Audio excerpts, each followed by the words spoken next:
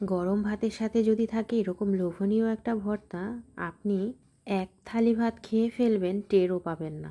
ঝাঁঝে ঘ্রাণে এত লোভনীয় হয় এই ভর্তাটা, সত্যিই অসাধারণ। তো আমার মতো যারা ভর্তা প্রেমী আছেন তাদের জন্য আজকের এই সুন্দর রেসিপিটা। এটি তৈরি করেছি কি দিয়ে জানেন? এই জিনিসটা দিয়ে তৈরি করেছি। এখন প্রচুর বাজারে এটা পাওয়া যায়। এটা হচ্ছে পানি কচু। এখন পানি কচুর সিজন, আর এই পানি কচু দিয়েই তৈরি করে ফেললাম মজার ভর্তাটা। এই যেভাবে করে কুচি করে কেটে নিয়ে এটাকে লবণ দিয়ে কিছুক্ষণ মেখে রেখেছিলাম। পরে এখান থেকে কিছুটা জল বেরিয়েছে, সেটা চেপে চেপে ফেলে দিয়ে এখন এই যে এটা ভর্তার জন্য নিয়ে নিয়েছি। একদম কাঁচা এই ভর্তাটা তৈরি করব। আর যেটার মেইন উপকরণ হচ্ছে সরিষা। এখানে আপনারা কালো সরিষাটা নিতে চেষ্টা করবেন, কালো সরিষার ঝাঁঝ অনেক থাকে। আর এখানে আমি কয়েকটা শুকনা মরিচ নিয়েছি। আর এখন ভর্তার জন্য সব উপকরণগুলো রেডি করে নিচ্ছি। যেটা আর একটা মেইন উপকরণ সেটা হচ্ছে নারকেল। এখানে পেঁয়াজ রসুন ব্যবহার করব না, সরিষা, নারকেল, শুকনা মরিচ।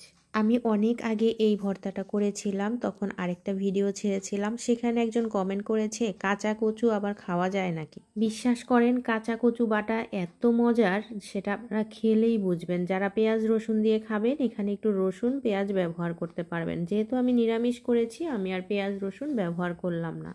প্রথমে বেটে নিব সরিষাটা আগে না বাটলে একসাথে বাটতে অনেক কষ্ট হয়ে যায়, তাই সরিষা আর শুকনা মরিচগুলোকে আগে বেটে নিচ্ছি। আর পাটায় বাটার ভর্তার কথা কি বলবো, এর স্বাদ তো অতুলনীয়। আপনি যেইভাবে ব্লেন্ডারে করেন বা কিছু, ওইখানে ওই স্বাদটা আসবে না। কিন্তু পাটায় যেই ভর্তার স্বাদ, সেটা যারা ভর্তা প্রেমী তারা জানে যে পাটা পুতার ভর্তার স্বাদ অন্যরকম। আমিও আগে বিশ্বাস করতে পারতাম না যে কাঁচা কচু আবার খাওয়া যায় নাকি। এই ভর্তাটা খাওয়ার পর আমি কাঁচা কচু বাটার পুরো প্রেমে পড়ে গিয়েছি। আর ইন্ডিয়ান একটা মুভি আছে ইন্দুবালা ভাতের হোটেল, সেখানেও কিন্তু এই কচু বাটাটা দেখিয়েছে। এখানে আমি দুইটাই আলাদা করে বেটে নিয়ে পরে ভালো করে মিশিয়ে এখন একসাথে আবার আরেকটা বাটা দিয়ে দিব, তাহলে হচ্ছে খুব সুন্দর বাটা হয়ে যাবে। এই যে দেখেন ভর্তা বাটা শেষ হয়ে গিয়েছে। এখন হচ্ছে এখানে দিব এটার ঝাঁজটাকে আরো বাড়ানোর জন্য সরিষার তেল। আর এই সরিষার তেল দিলে এত ঝাঁজ আসে এই ভর্তাটা থেকে, সরিষার তেল দুইটা মিলে। আর সরিষাটা একটু বেশি দেওয়ার চেষ্টা করবেন।